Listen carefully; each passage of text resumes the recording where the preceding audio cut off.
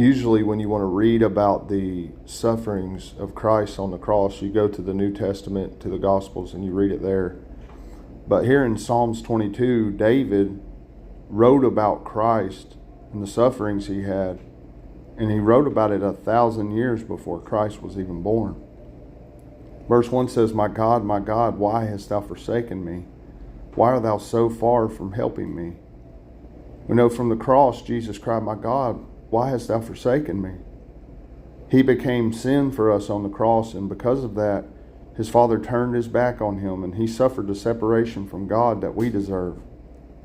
Verse 7 says, all they that see me laugh me to scorn. They shoot out the lip, they shake the head, saying, he trusted on the Lord that he would deliver him. Let him deliver him. We know there on the cross, as Jesus hung there, he was surrounded by Jews and Romans, and they were laughing at him. They were mocking him. They said, if you're the Christ, come down from the cross. If you're the Son of God, save yourself. And Christ could have come down, but he chose not to, because he loves us. In verse 14 it says, I am poured out like water, and all my bones are out of joint. My heart is like wax. It is melted in the midst of my bowels. Now, the Passover lamb, which was a picture of Christ, was to be sacrificed, but none of its bones broken. But on a Roman crucifix, many times the victim's legs or arms would be pulled out of joint. And it's likely Christ suffered that on the cross. Verse 15 says, my strength is dried up like a potsherd. My tongue cleaveth to my jaws. Christ from the cross, he cried, I thirst. And they tried to give him vinegar to drink. Verse 16 says, for dogs have compassed me.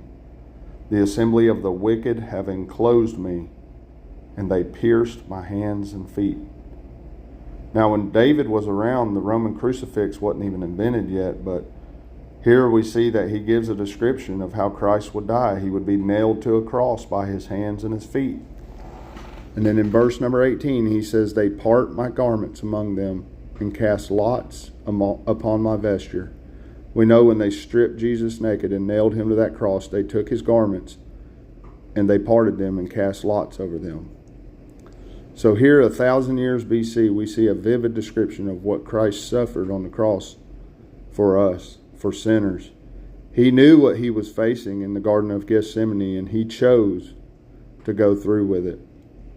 All he asks of us is simply trust his sacrifice, receive him, and we'll be reconciled to God and receive eternal life.